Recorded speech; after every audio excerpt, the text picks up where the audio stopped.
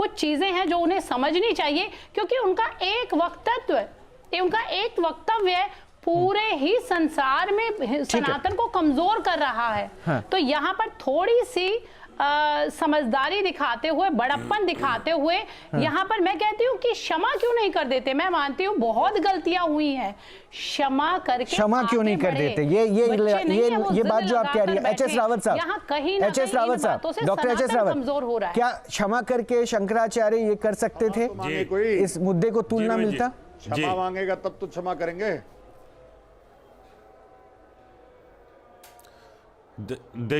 देखिए रोहित जी, सबसे बड़ी बात है, अगर शंकराचार्य, आदि शंकराचार्य क्षमा कर देते तो आज ये सनातन नहीं रहता यहाँ हिंदुस्तान में, और ये पूरा बौद्ध रहता, और ये कहीं ना कहीं अब तक ये इस्लामिक राष्ट्र बन गया होता, शरिया बन गई होती। उन्होंने क्षमा नहीं किया, उन्होंने अपनी मजबूती के साथ सनातन धर्म का साथ दिया, और अगर ऐसे ही क्षमा करते रहे तो मुझे लगता है सनातन धर्म की जो चूल्हे हैं, जो जड़ें हैं, वो समाप्त हो जाएंगी। एक शंकराचार्य जी का फर्ज बनता है, उसके पीछे सारी पीठें चलती हैं। हम लोग तो सारे डिबेट में बैठे तुच्छ प्राणी हैं, हमें तो उनके ऊपर बोलने का अधिकार ही नहीं है। जिनको एक वेद, ऋग्वेद या चतुर्वेद, सामवेद, अथर्वेद रटा हुआ है, उनके सारे हजारों श्लोक रटे हुए हैं, उनके सामने हमें बहस करने का कोई अधिकार नहीं। जैसे कि ईसाइयों का सबसे बड़ा धर्म गुरु पॉप होता है, जो वो बोल देता है सरकारें उसको मानती हैं और सरकारें नतमस्तक रहती हैं। आज हमारे शंकराचार्यों की जो दुर्गति हो रही है वो सहनीय नहीं है। सरकारें आएंगी, सरकारें चली जाएंगी, और हजारों राजा आए, हजारों राजा चले गए, लेकिन आदि शंकराचार्य से लेकर के आज तक शंकराचार्य परंपरा चली आ रही है। जो हमारे तिथियों का निर्णय होता है, मेलों का निर्णय होता है, जो मेले बनते हैं, कुंभ बनते हैं, माघ मेला बनता है, ये सारे शंकराचार्यों की खूबसूरती को तो हर कोई जानता है। और सनातन के ये जो 4 पिलर्स है ना, इसी पिलर्स का निर्माण इसलिए किया गया ताकि सनातन सुरक्षित रहे। मैं इस बात को भी जान रहा हूं, मान रहा हूं, समझ भी रहा हूं। अब संत के निकले ऐसे बोल जिससे हो गया है राजनीति पूरी तरीके से शुरू, और राजनीति में अब जो विरोधी थे वो दरअसल खुलकर अब कह रहे हैं कि ये जो कुछ हो रहा है गलत हो रहा है। क्या वाकई राजनीति करने का मौका मिल गया? एच.एस. रावत साहब, एक प्रश्न ये है, अब तक हिंदू हृदय सम्राट जिसको बताते हुए आप लोग नहीं थकते थे जी, वो अचानक से इतना गलत हो गया। अभी रामदूत जी ने कहा, भी आपने भी कहा कि भाई वो तो राम के नाम को लेकर आगे चलते हैं, तो भाई वो भी तो किसी पीठ से जुड़े हुए हैं, तो उनको भी पता है ना संत का भाव कैसा होता होगा। रोहित जी, आज भी हिंदू हृदय सम्राट है योगी जी। रोहित जी, आज भी योगी जी हिंदू हृदय सम्राट है, इसमें कोई दो राय नहीं, हम उनकी बहुत इज्जत करते हैं। लेकिन एक राजा का कर्तव्य ये बनता है कि उसके अधीन, उसके राज्य में अगर कोई अधिकारी, प्रशासन के लोग अनर्थ करते हैं तो उसको तुरंत समाप्त कर देना चाहिए। और जो धर्माचार्य होते हैं उनका फर्ज ये बनता है कि अगर राजा भी गलत करे तो उसको चेताने का और धमकाने का काम साधु संत करते हैं। महाभारत के अंदर विदुर ने कहा था कि हे धृतराष्ट्र, तेरे राज में गलत हो रहा है और सर्वनाश हो जाएगा, वहां समझाया वहां पर। तो फर्ज बनता है दोनों का। ठीक है, तो ये फर्ज बनता है, मैं मानता हूं। बड़ा घर का जो भी हो ना, वो अपने बच्चे की बेहतरी के लिए उसे डपट भी सकता है, मैं ये भी मानता हूं रावत साहब।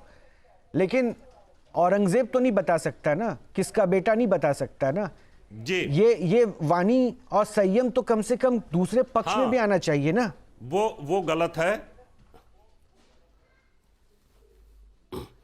तो सिर्फ आप एक ही पक्ष को गलत क्यों बता रहे हैं? क्रिया की प्रतिक्रिया है, उन्होंने जिस नहीं, फिर मैं इस बात से आपत्ति जताऊंगा, फिर मैं इस बात से आपत्ति जताऊंगा। रावत साहब, अगर आप संत हैं तो संत के पास वो विवेक है, संत के पास वो कहते हैं ना शक्ति है, सामर्थ्य है कि वो धैर्य के साथ सुन सकता है, धैर्य के साथ अपनी बात रख सकता है। आक्रोश वहां कहां आ गया? अगर वो संयम खो दिया तो फिर एक साधारण जैसा, साधारण पुरुष जैसा वो कैसे उस श्रेणी में आ सकता है? सिर्फ ये बोल के बचा लेना, ये बोल के शांत हो जाना कि उन्होंने संयम खो दिया। उस समय सुन लीजिए रोहित जी बोलिए ना। रोहित जी, जब द्रौपदी का चीरहरण हो रहा था तो उस समय विदुर ने सबसे ज्यादा उस समय चिल्लाकर उसको रोकने की कोशिश की थी। तो इस समय बटुकों का चीरहरण हो रहा था, उनकी चोटी पकड़ी जाती थी। पकड़ के खींचा गया था। ब्राह्मण की सबसे बड़ी अगर उसकी इज्जत है तो उसकी चोटी होती है, उसका जनेऊ होता है, उसका तिलक होता है। एक ब्राह्मण की चोटी को पकड़ के खींचना इससे बड़ा अपराध और महापाप कोई हो ही नहीं सकता। इसलिए उनको आवेश आया और आवेश में इस तरह की बातें उन्होंने बोली। और ये तो हम भी बोलेंगे, चाहे हम ब्राह्मण हैं या नहीं है, लेकिन ब्राह्मण का अपमान नहीं सहा जा सकता। जिस ब्राह्मण ने सनातन को जिंदा रखा, जिस ब्राह्मण ने इस सनातन की जड़ों को मजबूत रखा, आप उसके साथ इस प्रकार का अत्याचार करोगे तो आवेश में शब्द निकलेंगे। और उस आवेश में उन शब्दों को उन्होंने बोला था, इसलिए उनको नहीं बोलना चाहिए था। संत में इतनी एक शांति होनी चाहिए, लेकिन शांति की एक सीमा होती है। दुर्वासा ऋषि की बात करिए, विश्वामित्र की बात करिए, चाहे दूसरे ऋषियों की बात कर लीजिए, एक आवेश की एक सीमा होती है और उन्होंने वो गलत किया। प्रशासन ने वहां गलत किया। जिस प्रकार से उनकी बटुकों की या एक 80 वर्ष के साधु को बूटों के द्वारा, जूतों के द्वारा मारा गया, ये अन्याय है। तो इसलिए हम योगी जी की इज्जत करते हैं। जो अन्याय वीडियो में देखकर एचएस रावत कह रहे हैं, वो अन्याय आपको क्यों नहीं दिखा? अन्याय होगा तो अन्याय के खिलाफ भी बोलना पड़ेगा। नहीं, निश्चित रूप से रोहित जी अन्याय हुआ है, उसके लिए बिल्कुल मैं मना नहीं कर रही हूं। हमारे यहाँ पे जो बात हो रही है, जो हुआ बहुत गलत हुआ। प्रशासन को कड़ी से कड़ी सजा, जो भी उसके दोषी निकले उनको देनी चाहिए, चाहे कोई भी हो वहां। परंतु यहाँ बात हो रही है कि जो सनातन परंपरा में शंकराचार्य का जो स्थान होता है, शंकराचार्य जी का स्थान होता है, वो जो मार्गदर्शक का माना गया है, ना वो सत्ता के पक्ष में होते, ना वो सत्ता के विरोध में होते हैं।